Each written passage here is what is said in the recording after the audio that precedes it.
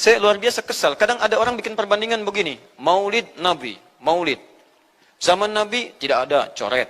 Zaman sahabat tidak ada, coret. Zaman tabi'in tidak ada, coret. Zaman ini ada, lalu diserupakan yang ikut-ikut ke sini. Antum kalau mengamalkan hukum seperti ini fatal. Zakat pakai beras. Zaman Nabi coret. Zaman sahabat coret. Ya, zaman tabi'in coret. Zaman ulama coret. Zaman antum ada bid'ah antum. Katanya antum itu bid'ah. Saya luar biasa kesal. Kadang ada orang yang bikin perbandingan begini. Maulid Nabi. Zaman Nabi tidak ada, coret. Zaman sahabat tidak ada, coret. Zaman tabi'in tidak ada, coret. Zaman ini ada.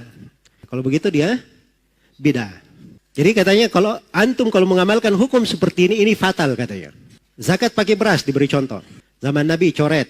Zaman sahabat coret. Zaman tabi'in coret. Zaman ulama coret. Ya zaman antum ada, berarti antum bid'ah pakai beras. Ini pertama masuk di dalam hal yang dia menyelisihi kaidah yang sudah jelas. Itu benar kaidahnya. Tidak ada di masa Nabi dan para tabi'in. Tidak ada di masa Nabi, para sahabat, para tabi'in. Dari hal, memang diterangkan. Yang tidak ada itu kayak bagaimana bentuknya. Dari hal yang di masa Nabi itu sebabnya ada.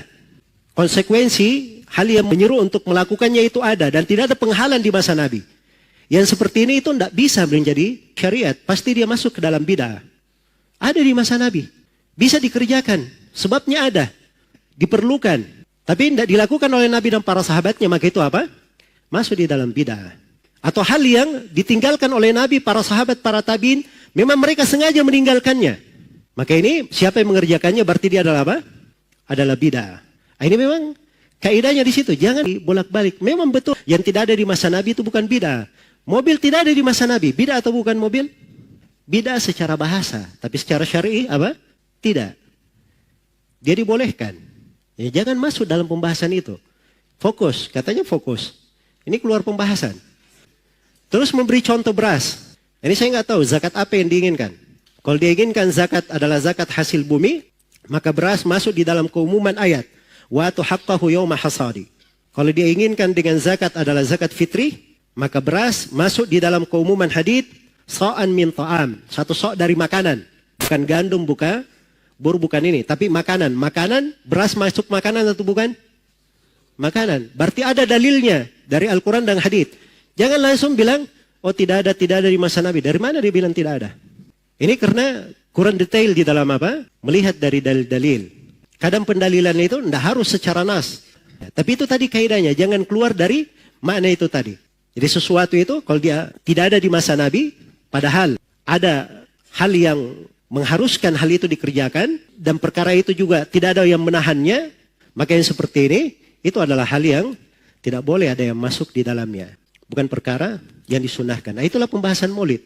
Alasan maulid apa? Cinta kepada Nabi. Cinta kepada Nabi, semua orang cinta kepada Nabi atau tidak?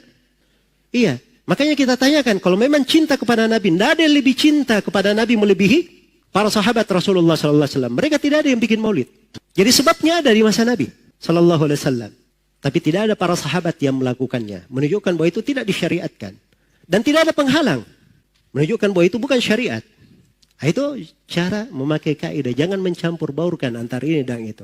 Ini perkara yang tidak bagus ya. Membawa kepada apa? Pembahasan-pembahasan yang sudah dikaji secara ilmiah oleh para ulama. Di ilmu usul fikih itu pendalilan itu ada sumbernya. Ada dari Al-Quran, ada dari hadits, ada dari ijma', ada dari qiyas, ada dari ucapan sahabat. Sebagiannya ada yang menghitung istihsan, ada yang berdalil dengan amalan penduduk Medina, ada yang berdalil dengan masalih mursalah. Itu kan dibahas di pembahasan usul fikih. Jadi cara pendalilan itu ada cara berdalilnya. Ya bukan sembarangan. Jangan seorang itu kalau dia tidak sependapat dengan orang lain, keluar darinya kalimat-kalimat yang kalimat ini tidak cocok di dalam apa? Di dalam ranah silam pendapat. Baik, wallahu ta'ala alam.